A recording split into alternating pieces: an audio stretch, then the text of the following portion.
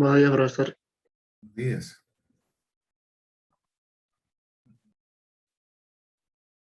Buenos días, profesor. Buenos días.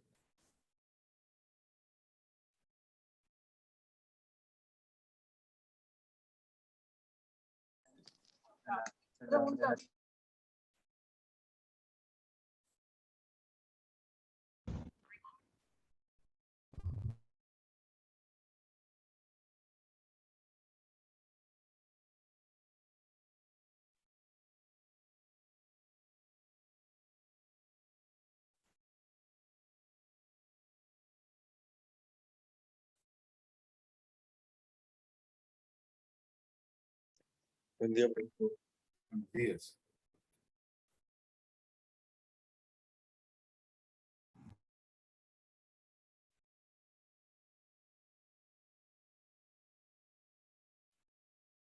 Esperamos 2 minutitos mientras voy abriendo el PPT para comenzar con nuestra clase, ¿no?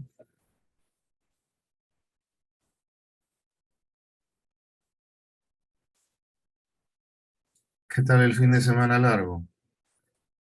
Ah, bueno, no fue largo realmente para ustedes, creo, ¿no? Han tenido clases el lunes, ¿no es cierto? Sí, lunes sí tuvimos clase.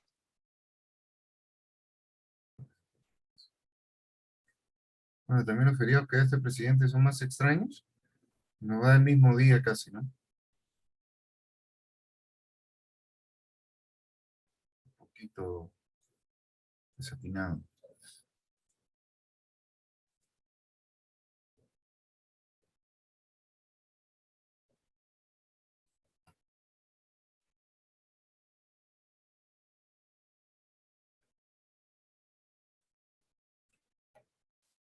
Como ustedes estamos viendo TDA, ¿cierto?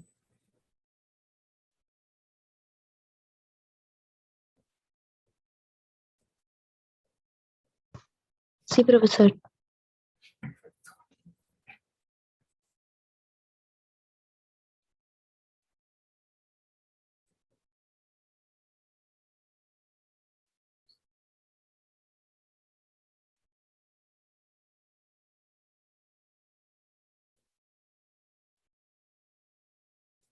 Voy a compartir la pantalla.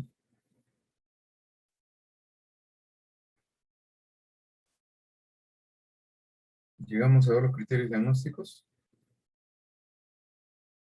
Sí, profesor, nos quedamos en los criterios diagnósticos. En ese momento histórico. Aquí. Quedamos aquí. Eso ¿Cierto? sí nos explicó inatención, los 6 criterios que debe cumplir. Justo Vimos, estaba vimos, explicando ¿sí? acerca de que debe presentarse más de 2 contextos. Ya. ¿Vimos hiperactividad o no? Los criterios de hiperactividad.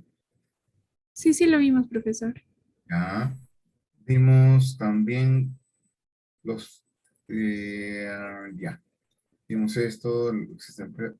En la clasificación quedamos, creo, o la vimos. Sí, eso ya no lo vimos, ahí nos quedamos. Perfecto, perfecto. Como ustedes recordarán, para diagnosticar hiperactividad hablamos del 6-6. 6 criterios, 6 meses. ¿Se acuerdan de eso? 6 criterios, 6 meses. Entonces, lo que tenemos que tener en cuenta es lo siguiente. Tenemos criterios para inatención, tenemos criterios para TDA, con predominio impulsividad. O sea, tenemos los dos. Y el tercero es el combinado. Cuando hablamos del combinado, algunos llaman mixto, dicho sea de paso, que es igual, ¿no? Pero realmente el nombre del DSM-5 es combinado.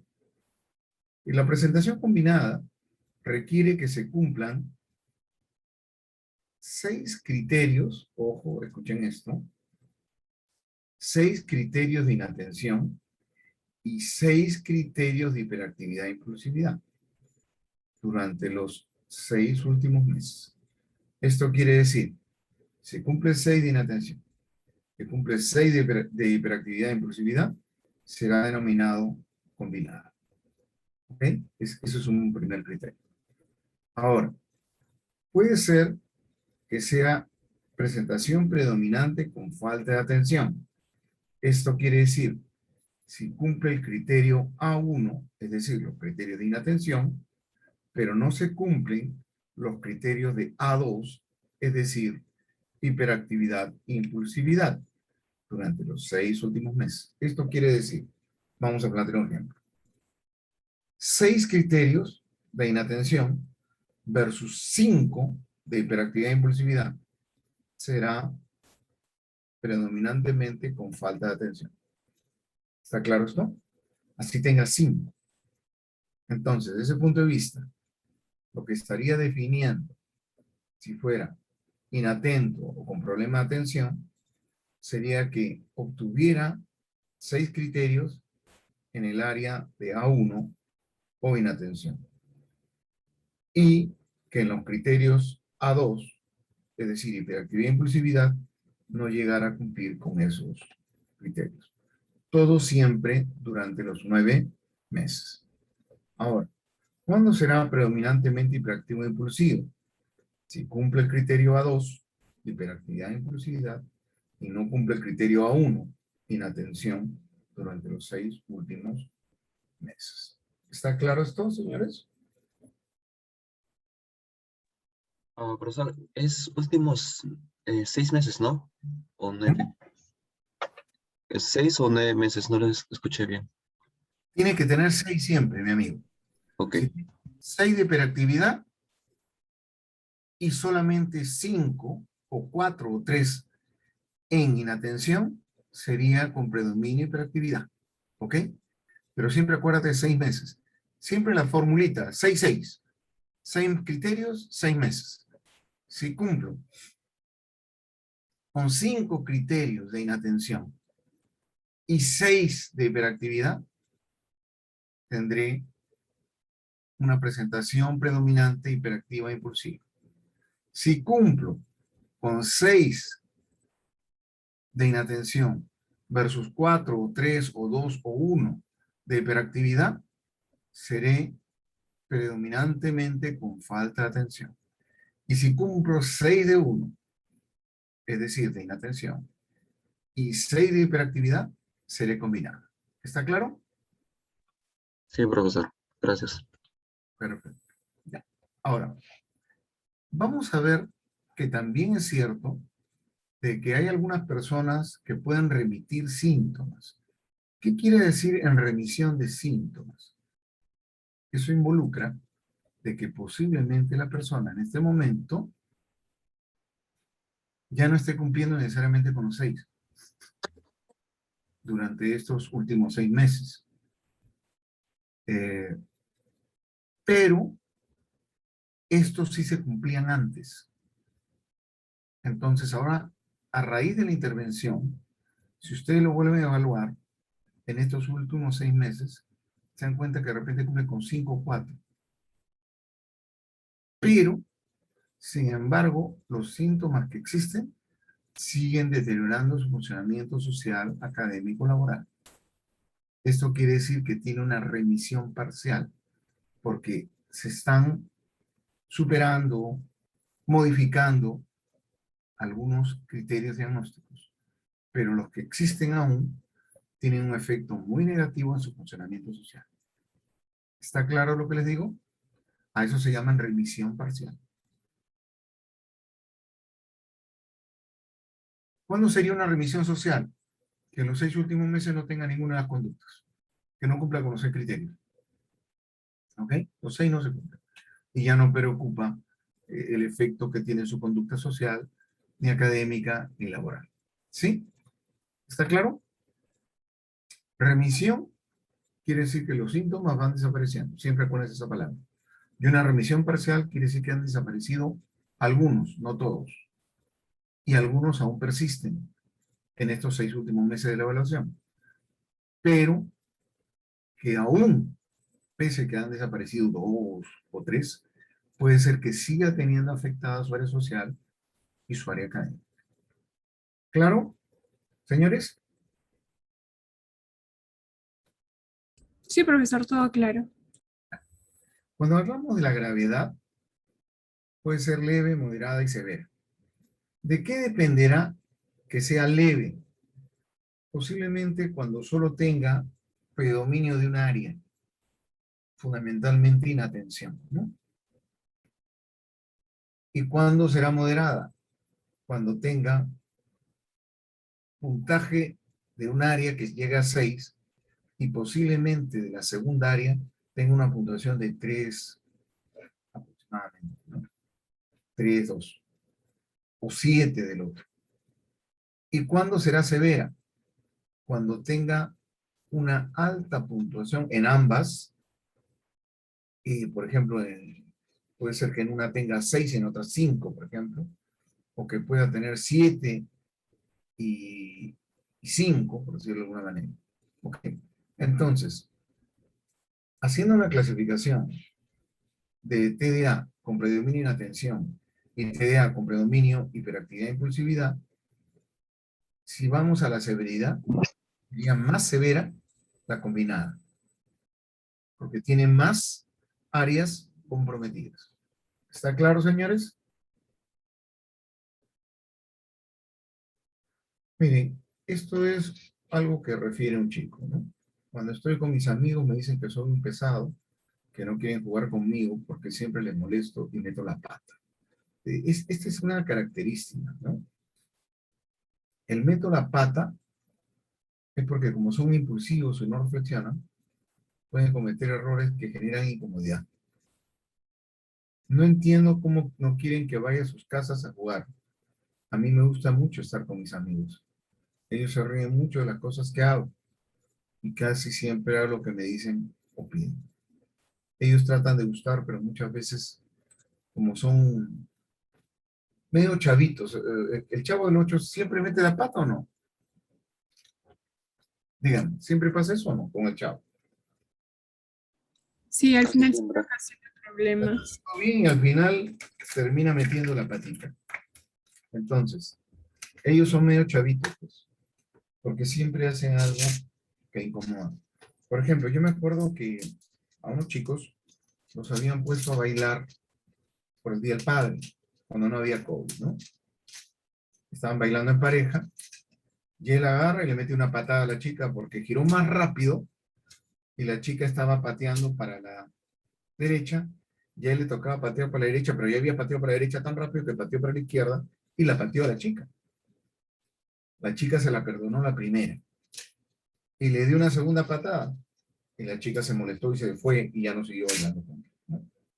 Entonces, ese tipo de situaciones, y él le pedía disculpas, pero él le decía, siempre metes la pata, siempre tienes que hacer algo para malograrlo todo.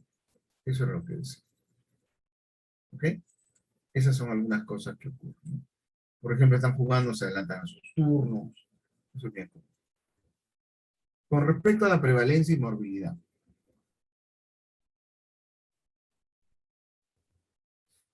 El TDA con H, o el TDA también, se presenta en la mayoría de las culturas. Esto quiere decir que no es propio solo de las sociedades occidentales. Eso es importante precisar. ¿Se puede presentar en una sociedad oriental? Claro. ¿Habrá TDA con H o TDA inatención y combinados en China? Claro. En Japón, en cualquier parte de Europa, en cualquier parte de Norteamérica, en Australia, en cualquier lugar. Los niños presentan mayor incidencia de este cuadro que las niñas. La prevalencia se dice 3-1. Esto también hizo en algún momento que se hablara de que el TDA tenía una asociación con el cromosoma X. Y de ahí se hablaba mucho del cromosoma X frágil. Inicialmente se asoció el TDA con el cromosoma X frágil y luego también se extendió para lo que era el TEA, lo que sería el espectro autista. El TDA afecta al 8% de la población infantil y a un 5% de la población adulta. Y esto es interesante precisarlo, porque no es que los adultos no tengan TDA con H, por ejemplo, sino que las características se atenúan. ¿Esto qué puede involucrar? Que podríamos tener un TDA con H con remisión parcial, adulto. Es decir, no tiene todos los síntomas, pero puede tener 3 o 4 que lo siguen definiendo como TDA con H porque aún están afectando su vida laboral y social. Massia, en el año 2002, decía lo siguiente. Se estima que este cuadro aparece entre 2 y 6 años y remite en la adolescencia. Esto es importante. Ustedes van a ver que los chicos, su mayor grado de hiperactividad, por ejemplo, cuando hablamos de hiperactivos, es entre los 3 y 5. Ahí en la conducta de la actividad motora está muy exacerbada. Y estos niños, acuérdense que no miden riesgos, se ponen en situaciones peligrosas, ¿no? Entre esa edad es la edad más difícil. Los 6 años porque llega a la escolarización. Y es pudiéramos decir, un cuadro, una sintomatología que tiende a disminuir con el devenir de los años como consecuencia de la socialización, ¿no? Una tercera parte de los individuos diagnosticados con hiperactividad en la infancia muestran en la edad adulta ciertos signos del trastorno. Esto es importante, porque si hablamos de que un tercio muestra signos del trastorno, no quiere decir que sea idéntico a cuando era niño, porque obviamente lo va a estar corriendo por el salón, o corriendo por la oficina, o subiéndose por los muebles, pero va a tener algunas conductas, por ejemplo, como el hecho de no poder permanecer sentado un largo tiempo. Se levantará, se dará una vuelta, tomará un café, se volverá a sentar, volverá a recoger su pan, será un poco descuidado con sus cosas, no sabrá dónde las deja. Entonces tendrá evidencias. Pero vuelvo a repetir, no vamos a ver este descontrol motor que podría existir en un niño. ¿Está claro esto, señores? Les cuento algo. Hay personas que pueden ser diagnosticadas como TDA con H cuando son adultos, porque posiblemente los padres lo definieron simplemente como un niño inquieto. Pero cuando llegaron a la adultez, ellos se dieron cuenta que no eran como el común de la gente por algunas situaciones sociales que vivieron.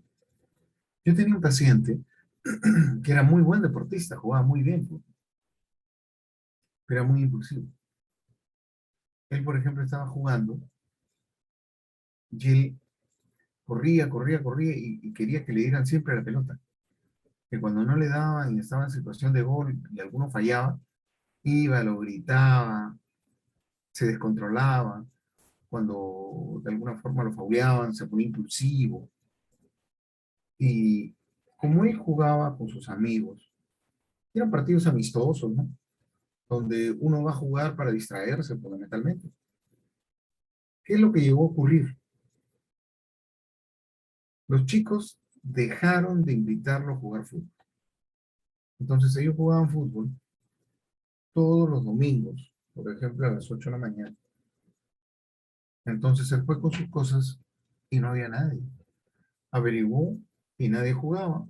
Fue, le tocó el timbre y dijeron que no iban a jugar, que tenían dificultades con sus tiempos, sus trabajos. Poco 3, 4 y se dio cuenta que no. Al siguiente domingo él los fue a buscar y dijeron que no iban a jugar. Y así fue pasando un mes. Y él pasaba por la cancha entre las 8 y las 9 y no veía a nadie. Bueno, tendré que jugar en otro lado. Y un día pasó por el campo deportivo a eso a la 1 de la tarde y los encontró jugando. Y él fue y les increpó. Pero cómo era posible que no le avisaran, que saben que el domingo es su día de descanso y él puede jugar, y que cómo le hacían eso, se molestó. Y ellos lo miraron y le dijeron, por estas cosas es que no te invitamos, porque nosotros venimos a relajarnos y tú nos tensas. Siempre quieres hacer todo, estás correteando por todo lado, quitándole la pelota a veces. Cuando no hacemos algo, nos reprendes, te enojas de todo. Entonces, él se dio cuenta que socialmente lo estaban rechazando. Llegó a consulta, lo que inicialmente se pensó es que podría ser un trastorno de control de impulsos, un trastorno explosivo intermitente, ¿no? Cuando se trabaja con él, algo muy interesante es de que simplemente estas características no cumplían con ese criterio, pero sí cumplía con el TDA con H. Por ejemplo, él cuando estaba trabajando se levantaba, estaba deambulando, cuando alguien le hablaba ya lo distraía y no podía concentrarse. Generalmente él trabajaba en una oficina con vidrios y eso le perturbaba mucho, a tal extremo que todos salían de trabajar a las 4 y él se quedaba y comenzaba a trabajar parejo desde que todos se iban hasta las 10, 11 de la noche. Entonces él cumplía con su trabajo, pero en el momento del horario de trabajo era el que más conversaba, era el que estaba más por ese lugar. Y eso le trajo problemas porque lo retiraron de su trabajo, porque entendían que tenía una conducta perturbadora al resto. Y no le podían decir que no cumplía con su trabajo, pero cumplía con su trabajo. Y entonces le dijeron que no lo podían mantener por esas circunstancias, pero que querían seguir contando con sus servicios como freelance. Es decir, que trabajara para ellos libre, pero que no trabajara nunca en la empresa, sino que trabajara en su casa. Y él es así que puso su pequeña empresita y él ahora es su empresario y le va bien. Porque él cuando está intranquilo se levanta, se va, corre tabla, corre, monta bicicleta, después viene, trabaja un rato, vuelve, sale al centro comercial, pero cumple los trabajos en fecha. Entonces, él se dio cuenta que no podía permanecer mucho tiempo sentado cuando hubiera elementos distractores, ¿no? Y era un poco disperso a veces. Y al final surgió el diagnóstico de TDA con H, reconstituyendo, o reevaluando, o reinvestigando su historia anterior. Y él descubrió por qué era así. Y él, por ejemplo, se olvidaba de pagos, se olvidaba de citas, pero nunca se olvidaba de los trabajos que tenía que entregar. O sea, era responsable. Pero, vuelvo a repetir, tenía algunas características que aún persistían. ¿Se entiende lo que les digo, muchachos? Chicas, denme feedback. Sí, profesor. Muy bien. En nuestro país, según el estudio epidemiológico de salud mental en niños y adolescentes de Lima Metropolitana, que se realizó fundamentalmente en el año 2007, Lima y Callao, pues, lo realizó el Instituto de Salud Mental Honorio Delgado y Dello Noguchi.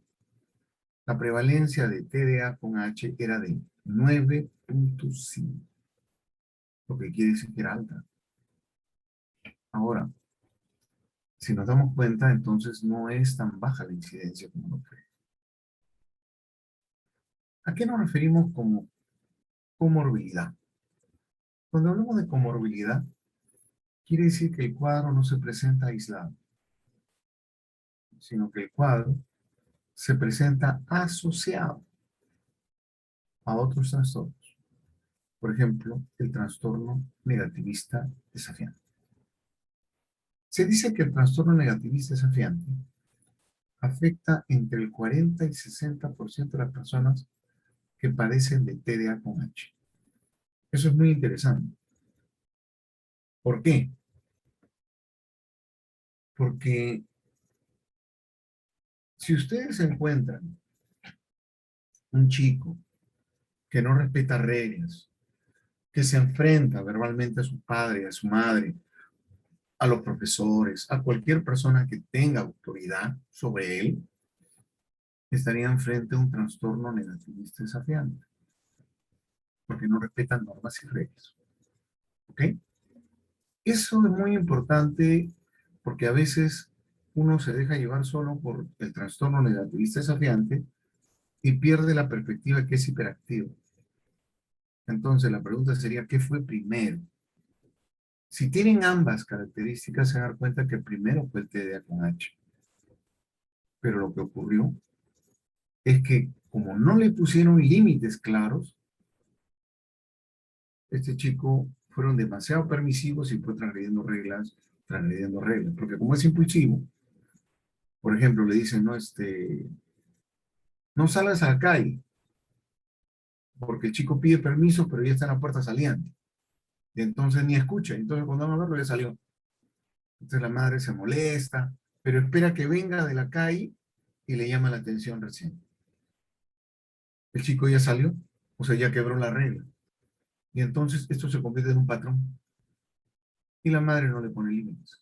Y cuando la madre lo quiere controlar, el niño se le enfrenta. Entonces, primero fue su impulsividad, que no escuchaba lo que le decían y él hacía lo que él quería. Y luego se comenzó a dar el tema del trastorno negativista desafiante, ¿no? Eso es importante entenderlo. Por eso, un niño que tiene TDA con H puede llegar a un trastorno negativista desafiante. Luego puede llegar, primero comienza con un trastorno paterno filial, dicho ese paso, porque ese niño comienza a tener problemas con los padres. De allí se puede convertir en un trastorno negativista desafiante cuando va al nido o va a la escuela. De allí, si no lo controlan bien, puede convertirse en un trastorno disocial y luego en trastorno de personalidad psicopática. Por eso hay que ponerle límites, porque es peligroso si no luego controlamos. ¿Se entendió esto, señores? Denme feedback. Muy bien. Con respecto a los trastornos del aprendizaje, aquí podemos encontrar fundamentalmente el trastorno de lectura, que afecta entre el 8 y 39% de los alumnos que presentan déficit de atención e hiperactividad. ¿Ok?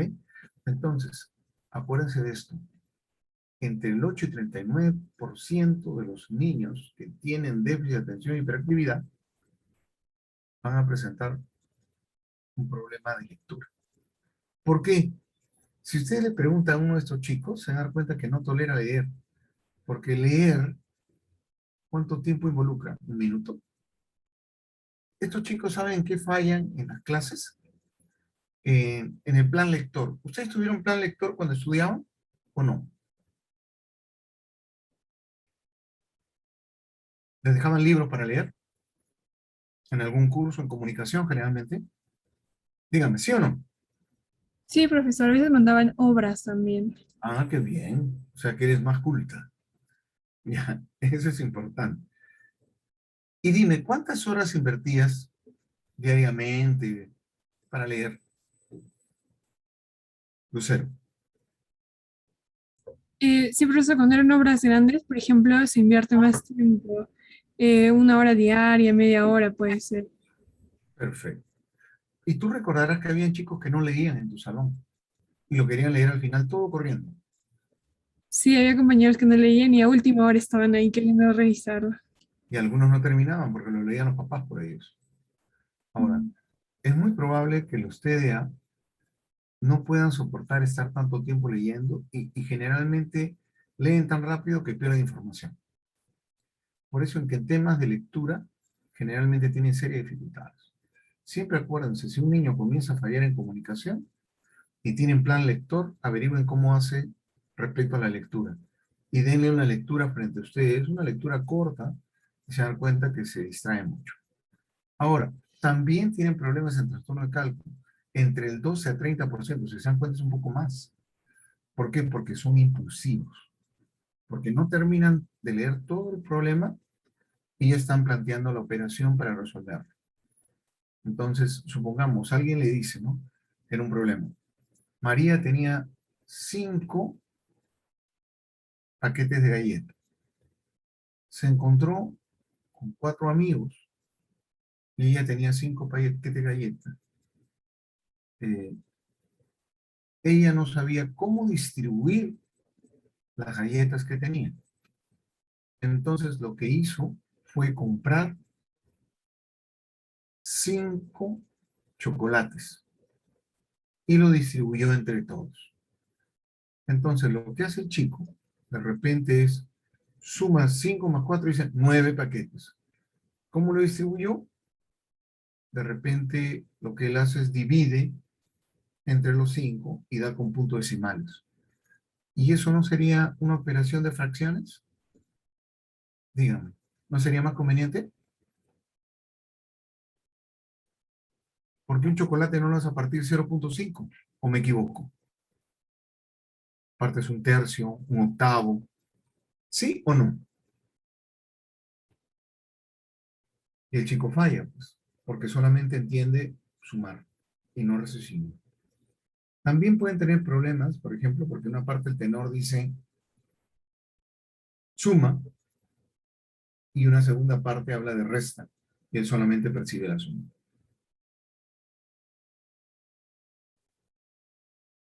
Estos chicos también tienen problemas, por ejemplo, en el desarrollo de coordinación motora. No son muy hábiles motormente porque hacen las cosas muy rápido.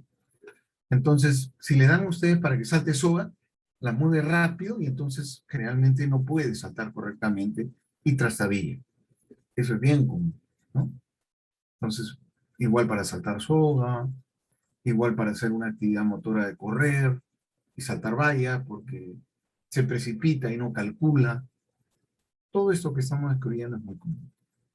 Se dice que tiene un 47% de niños con problemas de coordinación motora.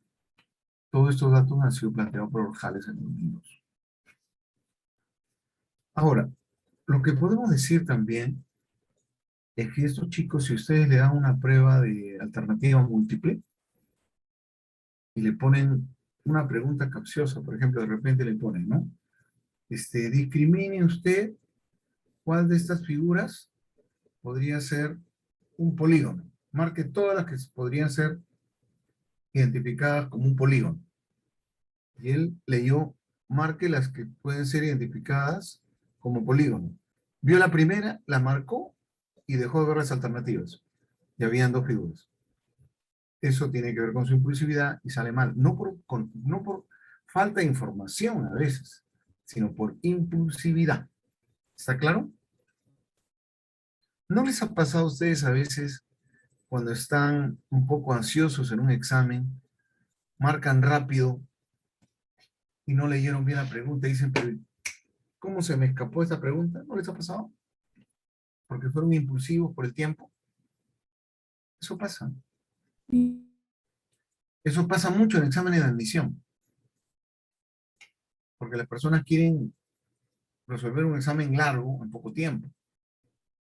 Y entonces pueden tender a fallar, ¿no? Muy bien. También está asociado con trastornos por tics o llamado también síndrome de Gilles de Tourette. ¿Ustedes han escuchado hablar del Gilles de Tourette? ¿Lo conocen? Denme feedback. ¿Conocen el Gilles de Tourette o no? No, profesor. Ya. Vamos a ver si tenemos un videíto para que vean el síndrome Gilles. Esta es una alteración de tipo biológica, por si acaso. Entonces, generalmente, las personas que tienen Gilles de Tourette obedecen a un trastorno de tipo neurológico. Entonces, no es que estos tics sean aprendidos, es que tienen un correlato. ¿Ok? Vamos a ver si tenemos un... Aquí estoy poniéndole Hola, un soy video, Yanela Neira, actriz. un video para que podamos ver el Gilles de Tourette. Ojalá que esté el ejemplo y no la explicación. Este es un caso de Es la vida peruana de real, cine, dice, ¿no? teatro y televisión. Entonces En mi vamos a carrera he ver. tenido la oportunidad. Ahí tenemos a este muchacho. ¿Se dan cuenta el tic que tiene? Today I have not been able to stop slapping myself across the face. Today I have been clenching my teeth, which is really hurting my jaw. I've been hitting myself in the head as well. I have loads of ticks. I punch walls, I punch windows, I punch mirrors. I just punch myself randomly in the leg or the arm. I'm always covered in bruises.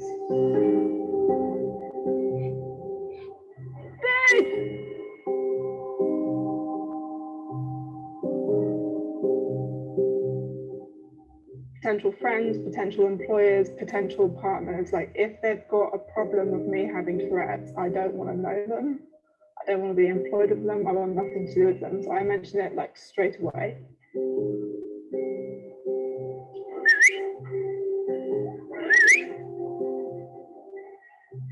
Wait. If I could press a button to turn off my Tourette's, I would press it in a second. I would get rid of it in a second. I have just come back from a job interview. I did happen to tick quite a bit, and at one point I threw a glass of water. I was like, I've thrown a glass of water on the floor, but equally they couldn't have cared less. So they knew I had Tourette's and it was absolutely fine. I am bringing a different perspective on things because I open my mouth and sometimes the most random stuff comes out.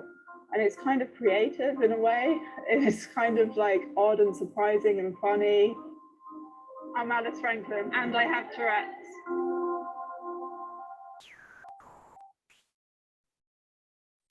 ¿Qué les pareció? Ya conocen el GILS de Tourette. ¿Habían visto alguna vez algo parecido? ¿Conocían de este síndrome? Profesor, yo lo había visto en una película, que era una chica que cada 5 minutos, cada cierto tiempo, algunas veces al día, gritaban como que malas palabras, insultos. Bueno, la película era como que más enfocada a comedia, pero Ah, claro. supuestamente no podía entrar a Y voló por iglesia. accidente. No, sí, ese era, Ah, que salía con mujeres bien extrañas. claro. Y le tocó salir con una de ellas. Ah, te sale, lo he visto en casos cerrados, yo no. Pero estos casos que son interesantes, por ejemplo, ¿se dan cuenta que él estaba así? Movía la cabecita involuntariamente. O ella, creo que es, perdón. E inclusive silbaba, que como ella decía palabras insólitas, ¿no? Esto es bien común. Ahora, los Gilles de Tourette pueden tener tics de todas las índoles, ¿eh? Una vez vi en televisión, perdóname, Dick, te interrumpí, ¿ibas a decir algo más? Dick, ¿te interrumpí? No, profe. No, profe. Ya, disculpa si no me emocioné. En todo caso, con respecto a esto, había un ejemplo bien interesante de un hombre que tenía un tic muy particular. Él siempre estaba guiñando el ojo y lanzando besitos volados. Y dice que un día pasaba por un gimnasio y baja una chica muy guapa. Y él estaba caminando y le guiña el ojo y le dice, y la chica le dice, oiga, ¿qué tiene usted? Y el otro la mira y le vuelve a dar el besito volado. Y justo detrás venía su pareja, que era un hombre musculoso, y le dice, oye, ¿qué te pasa? Etcétera. Y el otro lo mira y le da un besito volado y le guiña el ojo. Dice, todavía no me respetas a mí, delante mío le dices eso a mi novia. Y entonces lo agarra así, lo zamaquea y lo pone delante de él, y el otro le da un beso volado de también. Ah, eres irrespetuoso. No, pero ¡pa! Y le comienza a pegar. Y el otro le estaba pegando, y el otro le seguía dando besitos volados y le guiñaba el ojo. Y su amigo que estaba saliendo de la librería lo ve y dice, oiga, déjalo. ¿Por qué es un irrespetuoso? Y le dice, él tiene Gilles de Tourette.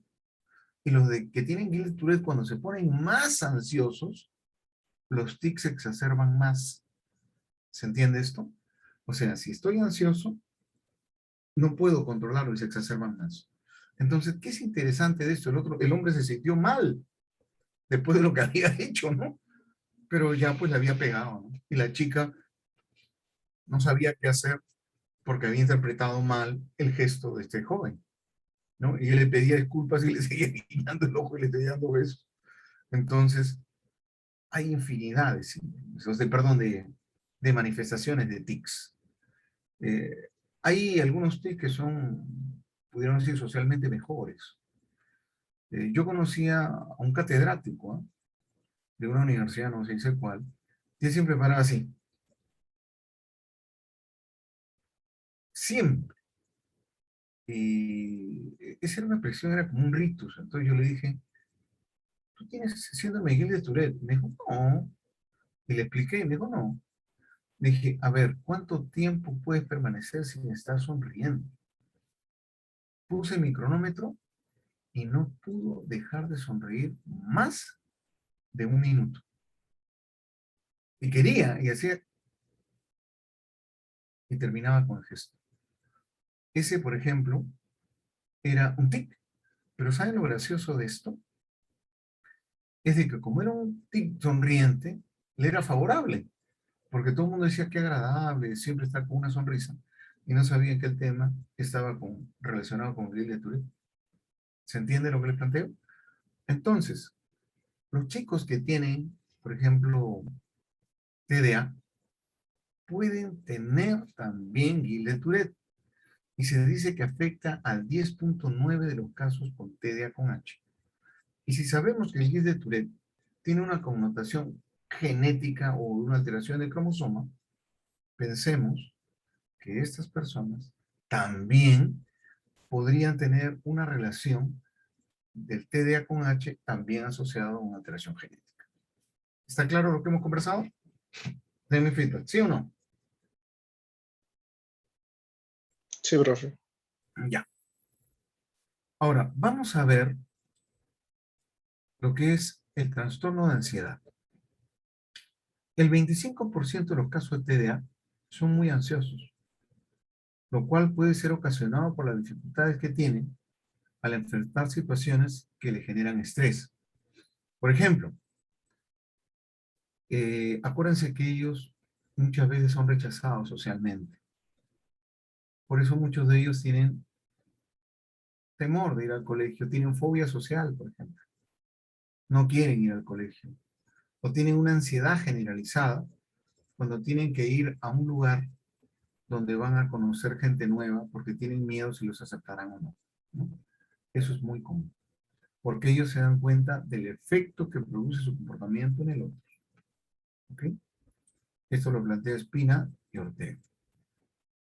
Otros trastornos que también están asociados, según Barclay, son los trastornos de conducta. Acá se dice que lo padece aproximadamente el 40% de los niños con déficit atencional y hiperactividad.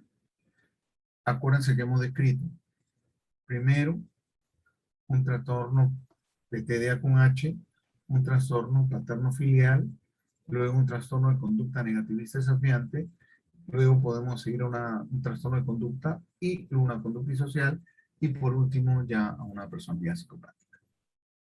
Los trastornos de conducta se pueden evidenciar en impulsividad, agresión, no respetar la propiedad privada, etc., ¿no? Un trastorno del estado de ánimo. ¿Se acuerdan que vimos la película de Beck? ¿Se acuerdan o no? ¿Se acuerdan de Beck? La niñita. ¿Qué vimos la semana pasada? Chicos, ¿se acuerdan o no? Sí, profesor, la que realizaba conductas, se podría decir antisociales, ¿no? ¿Se Que acuerdan que vendía. vimos todos los criterios diagnósticos? Sí. Ya, estos chicos también pueden ingresar dentro de ese grupo, si no se les pone límite, claro. Ahora, también tenemos trastorno del estado de ánimo, entre un 20 a 40% de los casos. Es muy destacable la baja autoestima, el pobre autoconcepto y la presencia de depresión. Siempre acuérdense eso. ¿Por qué tienen una baja autoestima? Porque siempre son descalificados, pues. Siempre de una u otra manera, como meten la pata, entonces la gente señala sus errores frecuentemente. Esto hace que tenga un pobre autoconcepto de sí mismo, se perciba como que es incapaz de hacer cosas y esto lesiona su autoestima. Tienen tendencia a la depresión. Esto es como consecuencia de todas estas experiencias frustrantes y fracasos, tanto a nivel cognitivo, afectivo y social. Si es bien cierto, no todos los TDA tienen que tener fracaso escolar, pero es muy común que lo tengan. O muy común que tengan bajo rendimiento. Es muy casi improbable que ustedes tengan un TDA con H que tenga el primer lugar. Es muy poco probable. Por lo que decimos, los temas de lectura, por ejemplo, de cálculo, podrían salir bien en algunos cursos, a nosotros, ¿no? Son los que hacen la tarea más rápido que todos. Y la profesora dice, buen trabajo, pero... le dicen, buen trabajo, pero... porque como actúan tan rápido, pueden tener tendencia a errar. El hacer rápido algo no quiere decir hacerlo bien necesariamente, pero ellos puntúan así. Tienen también muchas veces una asociación con TGD, Trastorno Generalizado del Desarrollo.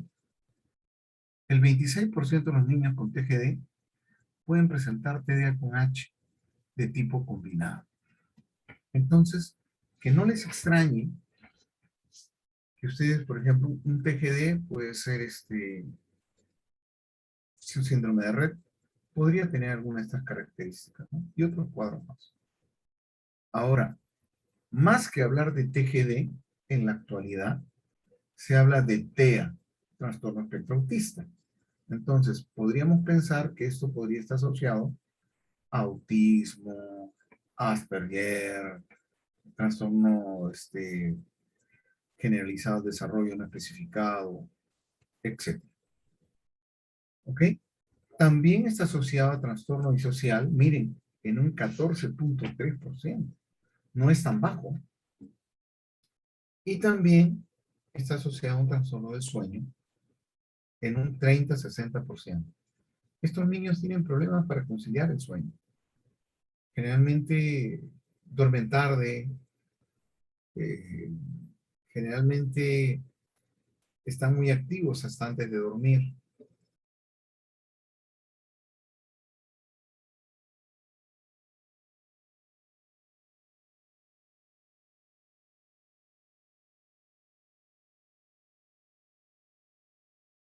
Ya con H, lo que tenemos que entender es que el origen de este trastorno, por déficit de atención e hiperactividad,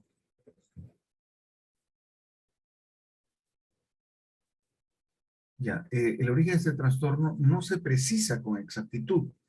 No se sabe exactamente cuál es la causa. No se conocen los factores específicos. Hay mucha controversia, ¿no? Nadie ha precisado aún cuáles son los factores específicos que generan su aparición, pese a que hay múltiples investigaciones que se han podido desarrollar en ese campo. Los estudios plantean que no existe una causa única que provoque el TDA con H, sino que este se origina en respuesta a la interacción de muchos factores durante la gestación. Si nos damos cuenta, están apuntando a factores que podrían tener un correlato de tipo congénito o también genético. La Fundación CADASH es la Fundación Canabria de Ayuda al Déficit de Atención e Hiperactividad. Plantea que se debe hacer una distinción entre los factores de origen biológico y los factores psicosociales ambientales. Los últimos, los psicosociales ambientales, podrían ser factores encadenantes, facilitadores y o agravantes. Lo que quiere decir que los factores psicosociales no son la causa. Podrían ser un factor que agrava el cuadro. ¿Ustedes han escuchado hablar de sobreactivo? ¿Saben quién es una persona sobreactiva o no?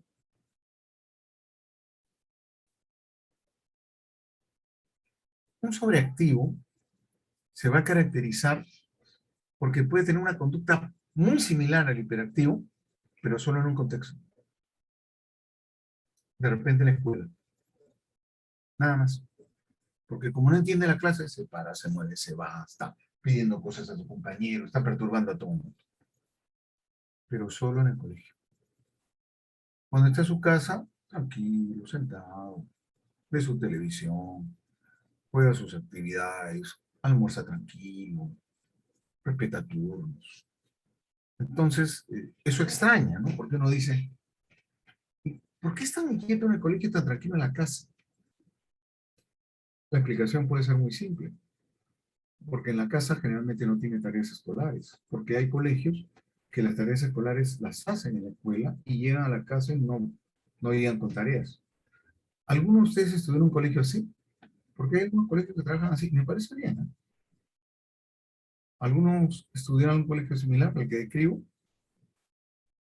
¿O a todos ustedes les dan mucha tarea en casa? Respondan. Profe, yo estudié, pero solo un año en un colegio que sí nos hacían hacer las tareas ahí en el mismo colegio, pero ¿Y no qué, ahora en específico. y qué te parecía ese colegio? ¿Te Disculpe. gustaba más? ¿Te gustaba más que los otros? La verdad no era que me guste más o menos, simplemente hacía las cosas para cumplirlas y no tener nada pendiente cuando llegue a mi casa. Claro, pero llegabas sin tareas y tenías más tiempo libre. Claro, por ese lado sí. Y podías jugar y no tenías la preocupación del niño que llega a su casa, almuerza y le dejan tarea. Claro, claro. En Por cambio, ese tú lado. llegabas y no tenías tarea. Entonces, Ujú. por ejemplo, ese niño que tiene las tareas en el colegio, posiblemente se ve esta dificultad de que se para, se sienta, etcétera.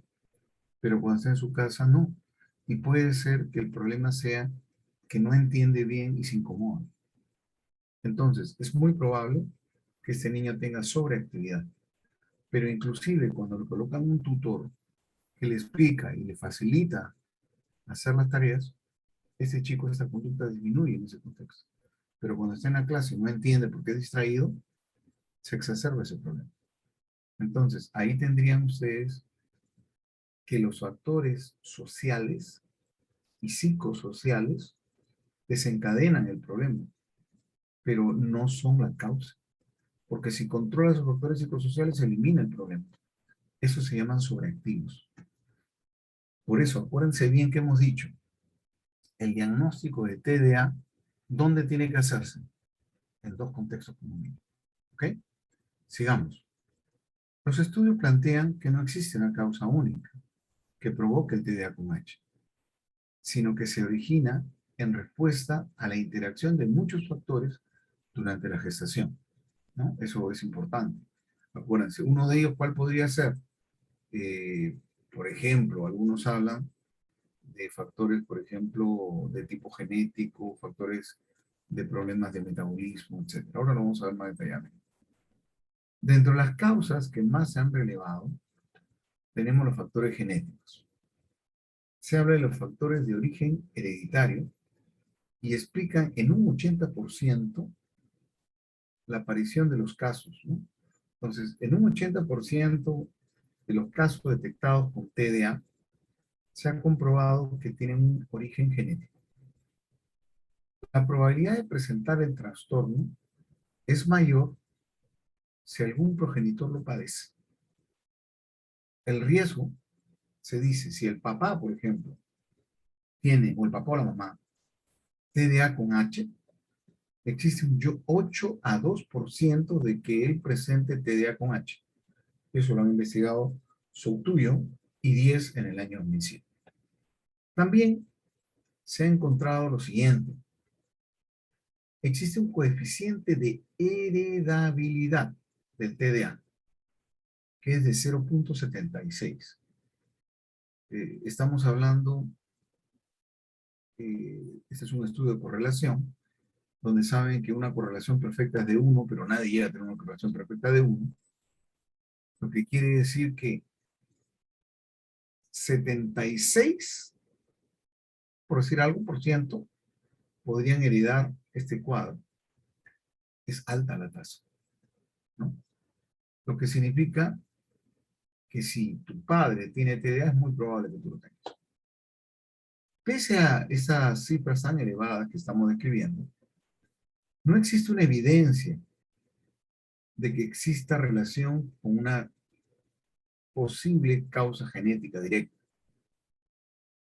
Por lo que el hecho que tú tengas un padre con TDA con H, por ejemplo, no determina que tus hijos vayan a desarrollar el cuadro.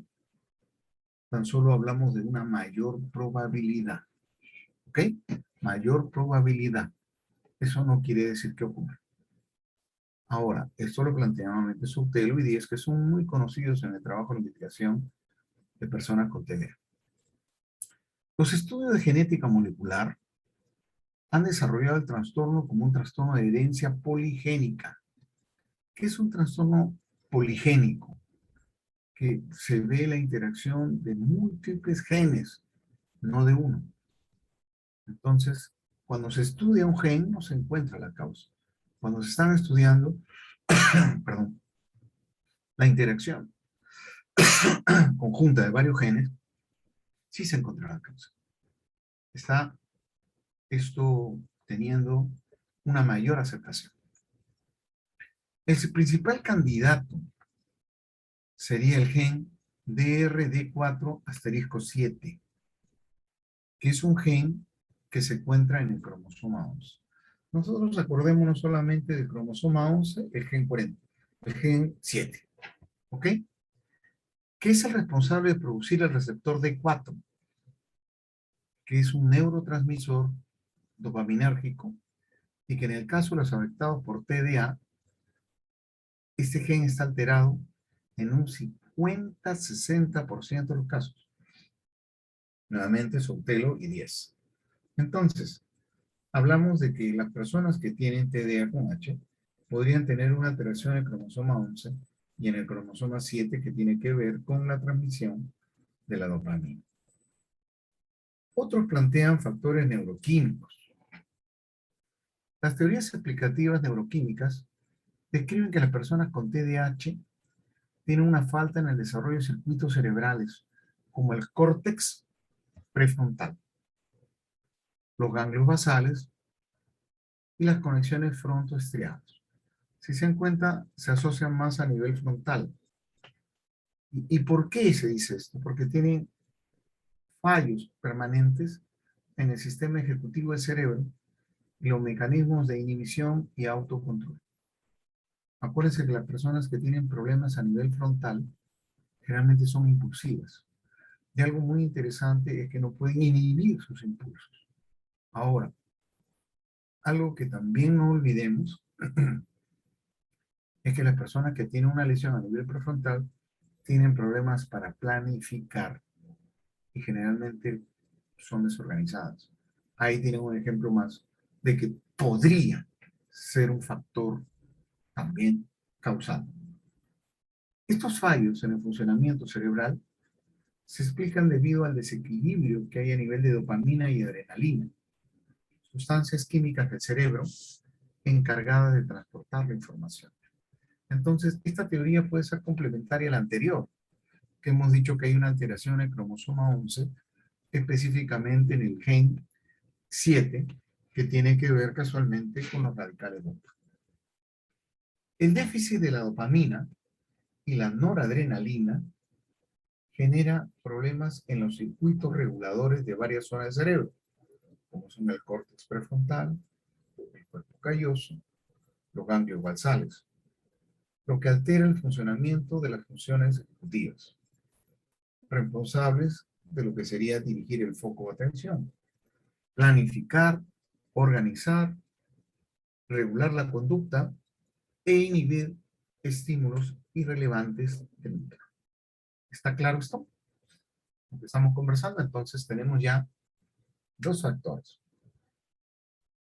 genéticos, cromosoma 11, gen 7, que tiene que ver con la transportación de dopa, y los neuroquímicos que validan un poco esa idea, diciendo que hay un desequilibrio entre lo que sería el neurotransmisor dopamina y adrenalina, que tiene que ver con las funciones ejecutivas. Los factores psicosociales, si bien es cierto, se relacionan con algunos factores sociales precipitantes o contribuyentes al TDA con H durante la etapa gestacional. Por ejemplo, estos factores se pueden identificar a nivel prenatal o cerca del nacimiento como perinatales, como el tabaquismo, ¿no? El hecho del tabaquismo, según Langley en el 2005 y Tapar en el 2009, asocian que la motilidad de los fetos se incrementan cuando la madre fuma cigarrillos. Eso es lo que se afecta. Y el estrés y la ansiedad materna durante el embarazo. Lo escribe Ruiz en el 2010, Van der Geer y Mark Wayne en el 2004 y 2005. Entonces, una mujer que posiblemente está experimentando demasiado estrés durante su gestación, es muy probable que ésta también se evidencie en lo que sería una alteración de lo que puede ser, pues, los neurotransmisores con una mayor segregación de adrenalina, y esto puede afectar el normal desarrollo del feto. Es importante precisar de que no existen evidencias científicas concluyentes acerca de que exista una relación directa de causa-efecto sobre estas variables. El estilo de crianza y la educación no constituye el origen del trastorno y contribuye a agravar los síntomas y la evolución del trastorno en niños que ya presentan el trastorno. ¿Esto cómo lo podríamos traducir? Si un niño ya tiene TDA y hay un problema en el estilo de crianza, porque los padres permisivos o padres que no son consistentes en las reglas, esto va a influenciar en el desarrollo del cuadro, claro, porque se va a asociar a lo que puede ser un problema de conducta, por ejemplo. Y esto puede hacer que su nivel de hiperactividad sea mayor. Eso también es cierto. Entonces, no quiere decir que el origen sea eso, pero quiere decir que lo puede exacerbar. Cuando tenemos una persona con TDA con H, debemos hacer algunas evaluaciones para poder precisar el caso. Una primera es la evaluación médica, aunque parezca esto absurdo. ¿Por qué? Porque en la evaluación médica podemos detectar, primero, si es que tiene algún problema referido a lo que podría ser algún tipo de hay problemas, por ejemplo, a nivel de incapacidad para metabolizar sustancias, como lo que se llaman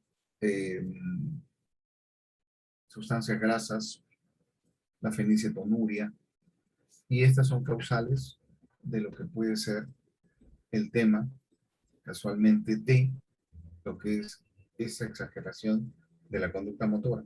El FCU, por ejemplo, está muy asociado a hiperactividad. Y lo controlan con dietas, no necesaria medicamentación. Una evaluación neurológica para ver si es que tiene alguna lesión cerebral o no. Hemos dicho que puede haber una lesión a nivel frontal, a nivel de los ganglios basales. Entonces, esto va a afectar algunas funciones ejecutivas y por allí de repente se podría dar una medicamentación. ¿Se acuerdan de los psicoestimulantes? Ahí es cuando se aplica.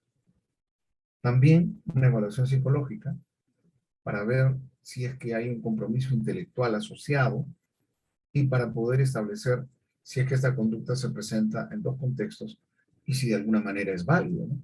Dicho sea de paso que eso también los neurólogos aplican escalas similares a las nuestras, ¿eh? Una evaluación psicopedagógica para conocer cuál es su rendimiento académico, porque acuérdense que ellos tienen una alta incidencia de problemas de aprendizaje, entonces, o problemas de rendimiento, ¿no? Entonces, es importante ver eso. Por ejemplo, ¿qué materias debemos prestar atención? Matemáticas y comprensión lectora, y todo esto tiene que ver con cursos, matemáticas y lo que tiene que ver con comunicación del primero al sexto grado, ¿no? Luego tenemos evaluaciones complementarias si se creen convenientes, como lo que podría ser terapia física, lenguaje, u otras áreas. A veces derivan a psiquiatría, pero no me parece bien, ¿no? La evaluación psicológica puede tener en cuenta todos estos detalles. Una historia clínica, un test de inteligencia, un test de Bender, un test de personalidad, un test de atención, que eso es muy determinante, sobre todo porque, acuérdense, hay que discriminar si es inatento o no. El test de Bender te sirve para detectar una lesión cerebral. La historia clínica para ver cómo evoluciona a través del tiempo la conducta. Si la conducta se instaura recién a partir de los 7 u 8 años, no es hiperactivo. Esa conducta está presente desde antes. Acuérdense, 2 a 5 años es el momento más álgido del problema. La inteligencia, porque eso puede afectar también el curso del trastorno. ¿Las personas con discapacidad intelectual podrían tener TDA con H? Sí. Sí, No es muy común, pero puede haber. Porque más bien lo que puede ocurrir es que eres discapacitado intelectual y por eso eres inquieto. También el test de cara, que es un test de atención también, evalúa. Con esta prueba yo creo que hay que tener un poco de precaución, porque el evalúa es una prueba española que no tiene baremos nacionales. Entonces, desde ese punto de vista, puede tener una debilidad grande. Y también tenemos el EDA, que son escalas de evaluación. El EDA es una escala de evaluación de atención e hiperactividad. Es bastante buena, es una prueba española, es un checklist que sirve para identificar los síntomas. Una escala de ansiedad y depresión, que también es válida, porque acuérdense que estos chicos son ansiosos y algunos están tristes por su bajo rendimiento. Y algo muy importante es que precisar cuál es la conducta o lo que tú quieres estudiar. Acuérdense que cuando uno tiene la primera aproximación con el paciente, establece el motivo de consulta. Y sobre el motivo de consulta uno va estableciendo hipótesis, ¿no? Dice, ¿será TDA? ¿Será trastorno negativo desafiante? ¿Será paterno-filial? Y en función de ello comienzas a orientar tu evaluación. Por eso siempre tienes que tener un objetivo inicial de lo que vas a evaluar. No que evalúe por evaluar, sino que parte de una posible presunción diagnóstica. ¿Está claro esto que les estoy diciendo, chicos? Denme feedback.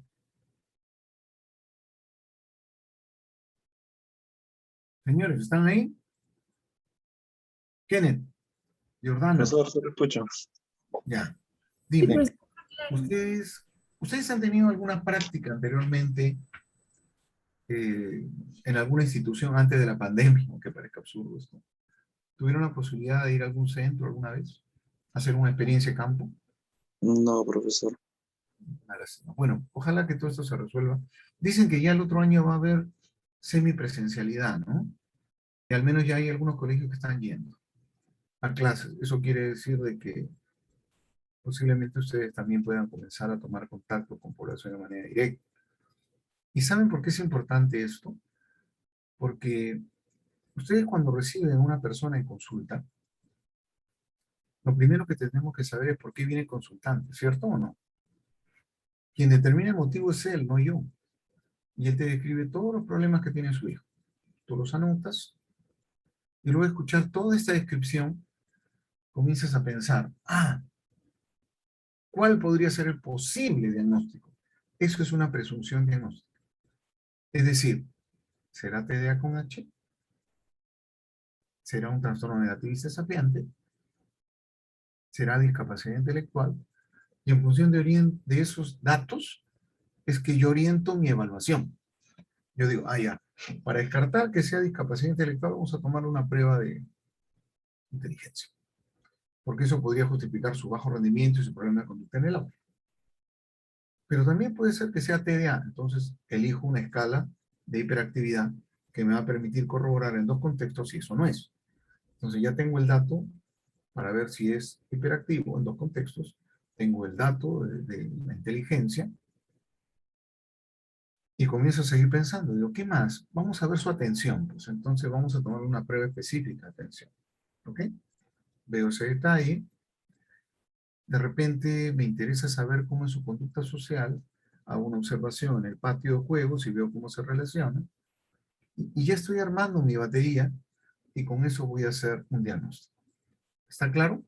Entonces, lo primero es tomar un buen motivo de consulta, muy preciso, muy exacto. Y lo segundo es, de alguna forma, hacer una presunción diagnóstica. Y lo tercero, ¿qué sería? Seleccionar la batería de pruebas que vas a emplear. ¿Les quedó claro ahora? ¿Más claro aún? Sí, profesor. Ya. La intervención.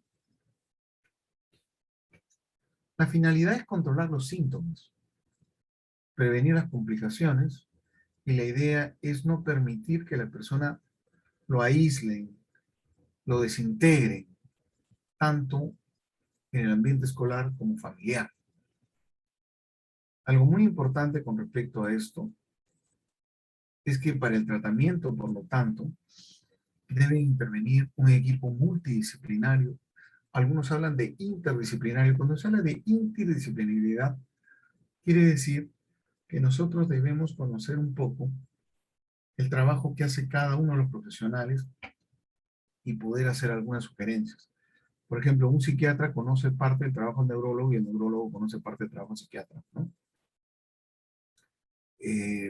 Generalmente puedes recurrir a un psiquiatra, un neurólogo, un pediatra, un psicólogo, un psicopedagogo, un profesor y los padres. Ellos son todos los que están involucrados en el tratamiento.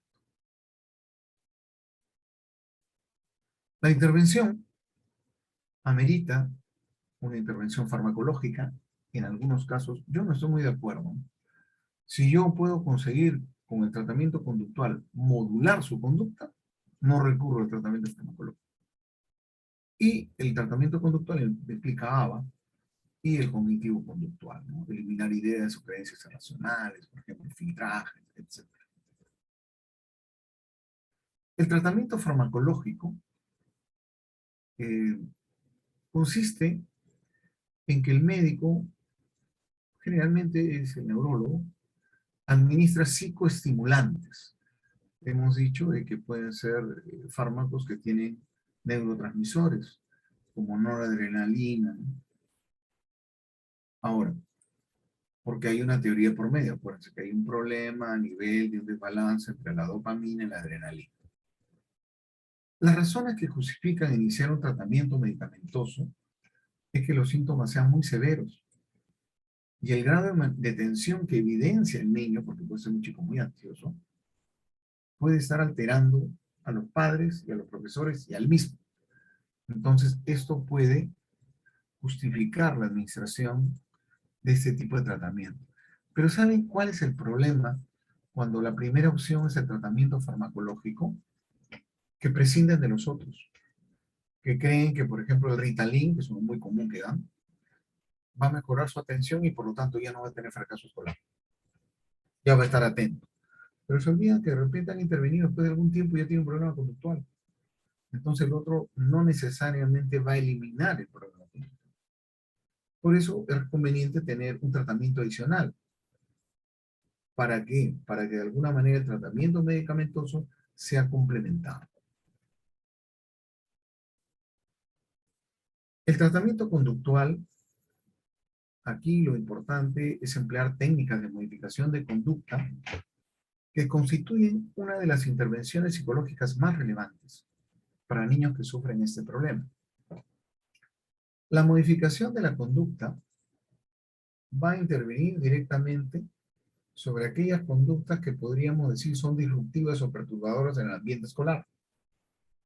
Es muy importante que estas técnicas que se empleen favorezcan fundamentalmente la inclusión e integración del niño y no la estigmatización. Por ejemplo, sea un chico que tiene TDA, le aplican tiempo fuera, todos sus compañeros ven que siempre está castigado, lo estigmatizan. Entonces, eso no va a ser muy conveniente para él. Entonces, sería preferible hacer extinción y RDI, reforzamiento conducta incompatible, ¿no? Y redireccionar, es decir, adelantarte a que ocurra el problema de conducta, ¿no? Y esto va a hacer de que tenga un mayor soporte social. Y esto es favorable para su dignidad y también para que él se dé cuenta que él puede autocontrolarse. Eso es importantísimo. En el tratamiento conductual, estos métodos son fáciles de implementar porque son de bajo costo. Y fundamentalmente se pueden aplicar en múltiples contextos. Dentro de la terapia, es frecuente y recomendable que participen activamente padres y profesores. Por ejemplo, hay que determinar la conducta a modificar, elaborar registros observacionales y la línea base de dichas conductas, ¿no? Eso es muy importante. Yo quiero saber cuán inquieto es hoy para ver si mi programa produce un cambio, ¿no? Por eso tiene que haber una línea base. Planificar el programa de contingencias, especificando los procedimientos de aplicación. ¿Esto qué quiere decir? Voy a precisar qué tipo de procedimiento voy a emplear y cuándo. Aplicar procedimientos en las conductas que queremos modificar. Eso es muy necesario. Evaluar los resultados, comparando los datos del post-tratamiento y los del seguimiento con los del pre-tratamiento o línea base. Entonces, comparamos lo que puede ser el efecto a posteriori, obviamente comparándolo con la línea base. Entonces, tengo una línea base, aplico el tratamiento y veo luego las consecuencias. Eso es lo que se hace. Vamos a ver lo que son algunas técnicas que se pueden emplear para incrementar el comportamiento deseable. Primero, lo que tengo que ver es cuál es el comportamiento correcto que yo quiero implementar. El problema es que la mayoría de personas cuando trabajan con chicos que tienen problemas de conducta o TDA, está más atento cuando él se porta mal que cuando él se porta bien, entre comillas. El usar el criterio de portarse bien y portarse mal es un criterio muy inespecífico que no le permite a la persona saber qué está haciendo mal. Por eso, más que saber qué está haciendo mal, inmediatamente hay que pensar en qué está haciendo bien. O sea, cuál es el comportamiento correcto. Y aplicar la técnica con frecuencia y rapidez. Yo debo estar atento cuando él está trabajando sentado haciendo su tarea. Y debo reforzarlo, por ejemplo. Rápido y efectivo. Me debo dirigir a los comportamientos en los que se desea aumentar la frecuencia de aparición. Si este niño no interrumpe en clase, yo debo validar eso. Pero los profesores están atentos más bien cuando él interrumpe en clase. Entonces, esto que describimos influye significativamente ¿en qué? En que esta conducta se haga más fuerte. También tenemos que revisar lo que son técnicas para disminuir la conducta inadecuada. Es decir, técnicas frente a los comportamientos incorrectos de los hijos y alumnos. Uno de ellos muy importante es la extinción. El costo-respuesta. El aislamiento. El castigo. La economía de fichas. Pero le vuelvo a repetir, el castigo podría ser más conveniente, o el castigo, el aislamiento, en contextos del hogar que en un ambiente escolar, porque eso puede estigmatizar. En casos extremos hay que usarlo. Pero lo importante es que no se entienda que es solo contra este niño, sino que es un castigo que se aplica a todos los niños que incurren en faltas. Los tratamientos cognitivos conductuales. Las técnicas cognitivos conductuales surgen ante la incapacidad de los procedimientos conductuales para sostener los cambios producidos y lograr la generalización de estas conductas en otros contextos. Estos métodos combinan estrategias cognitivas y técnicas conductuales, con la finalidad de enseñar al sujeto o individuo procedimientos dirigidos a ejercer el control de su propio comportamiento. En las técnicas que potencian el autocontrol, tenemos la autoobservación, es decir, hacer tu autorregistro, darte cuenta cuando estás más inquieto, dónde estás más inquieto, darte cuenta de qué cosas pueden hacer que tú estés tranquilo un día. El entrenamiento en autoevaluación, que es muy importante. Las habilidades sociales. Por ejemplo, es muy importante que tú adelantes las consecuencias negativas de tus comentarios. Si yo respondo impulsivamente y no pienso, yo tengo que darme cuenta qué efecto estoy produciendo en el medio ambiente. Estoy generando rechazo hacia mí, la gente no quiere compartir conmigo, me siento solo.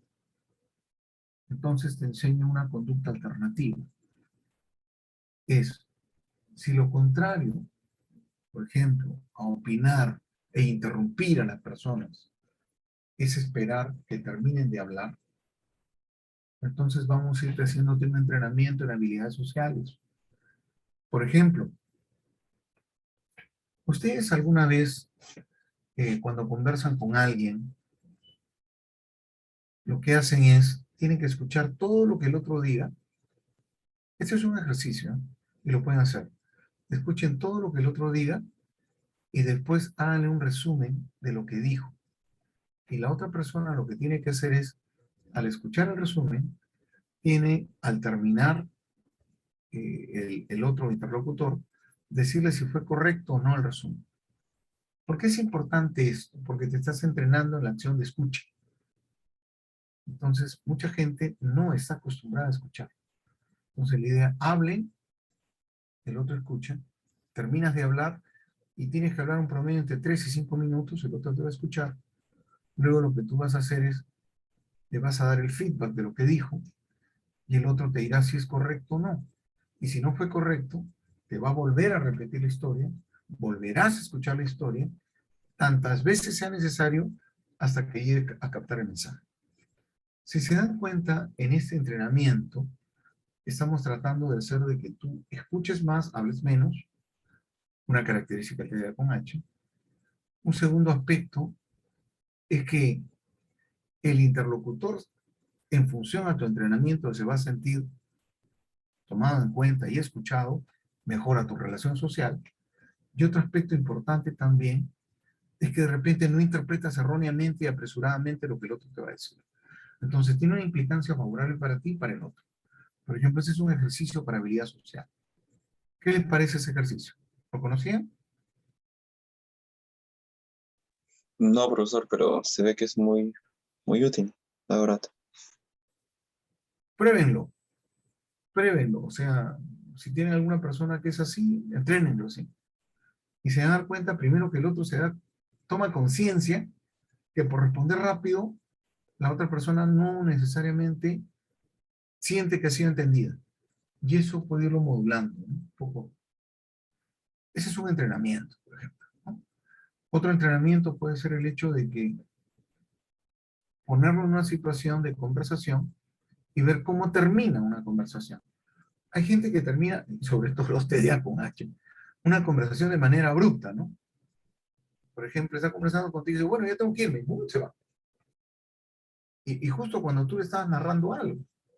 Hace muchos años, muchísimos años, en la época del torneo, imagínense, usted ni existía. Pregúntenle a su papá, de repente lo han visto. Había un sketch en el cual había una señora que salía hablando de su hija, se llamaba Mariquita, y otro señor que hablaba también de su hijo, era el señor Salim, me acuerdo.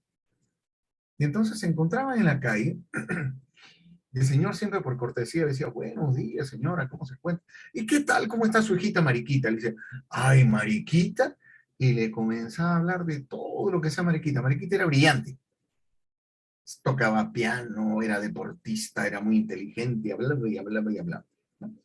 Entonces el señor le escuchaba. Y ella se despachaba pues como 10 minutos hablando. Y después ella le decía, ah, y señor, ¿y cómo está su hijo Carlos? Ah, bueno, Carlos es mi orgullo porque Carlos, ay, disculpe, me ganó la hora. Hasta luego, señor. Y el otro se quedaba siempre con la sensación de querer hablar y no. Entonces la señora decía, hay padres que necesitan babero cuando hablan de sus hijos. Y eso se describía a ella misma. Pero si se dan cuenta, ella nunca se puso a pensar en el efecto que producía al otro cuando cortaba la conversación. Ese es un entrenamiento importante. Porque hay gente que habla mucho de sí y cuando quiere el otro hablar algo de sí mismo, lo interrumpe, lo corta, no le permite hablar.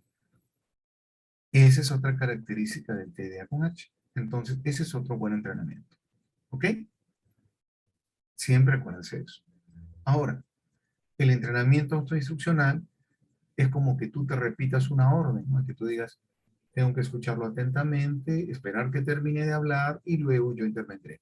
Tengo que esperar lo que termine de hablar y luego yo intervendré. Esas son autoinstrucciones. Entonces, todo eso aumenta tu nivel de conciencia y control sobre las conductas. Aquí estaríamos cambiando un locus de control externo a un locus de control interno. Es decir, tú controlas y regulas tu propia conducta. ¿Está claro, chicos? Sí, profesor. El único que habla es Kenneth, es el único que ha venido a clases. Jordana, ¿qué te Todo parece? claro, profesor. Todo claro, profesor. Es que Kenneth es el que está más atento, todo el mundo está en En el partido de Perú con Argentina es mañana, no es hoy día. ¿Ok? Bueno, chicos, en todo caso ya no tenemos más que un minuto. Hemos terminado con esto de TDA. Espero que les sirva. Y de alguna forma nos estamos reuniendo la próxima semana. Hoy día hay una actividad. Creo que están informados. Les he dejado un comunicado, inclusive, que ustedes pueden leer en la semana 10, acerca de que hay una actividad hoy día referida fundamentalmente a lo que es un taller de técnicas de relajación y actividades lúdicas para mejorar la salud mental. ¿Lo han leído o no? Aquí está publicado. Se los hago presentes. Entonces, Recién lo vi, profesor, por importe. Recién hoy lo vi. lo que pasa es que hay varios horarios. Tienen que inscribirse a este link que está aquí, el que estoy señalando con el dedito. En este link se inscriben, hay un turno en la mañana, hay un turno en la tarde y hay un turno en la noche. Ustedes lo podrían tomar en la noche para que nos ayude a mejorar nuestra salud mental. Acuérdense que todos ahora vivimos estresados, muchachos. Yo les digo, ¿no les ha cansado la virtualidad ya? Sí, profesor. Los escolares ya no quieren saber nada de la virtualidad. En la medida que pueden, ahora odian la computadora para clases, para juegos, la siguen amando, ¿no? Entonces, no es lo mismo el contacto físico, el que uno puede disiparse y conversar y compartir de otra manera. Entonces, eso es lo rico de la presencialidad, ¿no? Y además, acuérdense que el hombre es un ser gregario y social por naturaleza. Y esto nos está volviendo un poco aislados. Muy bien, no se olviden de asistir a su taller, por favor. ¿Ok? Ahí tienen el link para que llenen una encuesta y luego participen activamente. Chicos, un gusto estar con ustedes y nos estamos viendo la próxima semana. Exactamente, Nicole. Ese es el formato que tienen ustedes que inscribirse. ¿Ok? Muy bien. Profesor, disculpe, no, Sara. ya no nos vamos a reunir más tarde, tenemos un puente. Ay, de verdad, disculpe. Nos reunimos más tarde. Yo no sé por qué me despido. Es que como generalmente siempre tengo de corrido la clase, sintonicé mal. Nos reunimos más tardecito. Discúlpenme. ¿Ok? Hasta luego, profesor. Chao con todos. Vamos, profe, Hasta gracias. luego, profesor.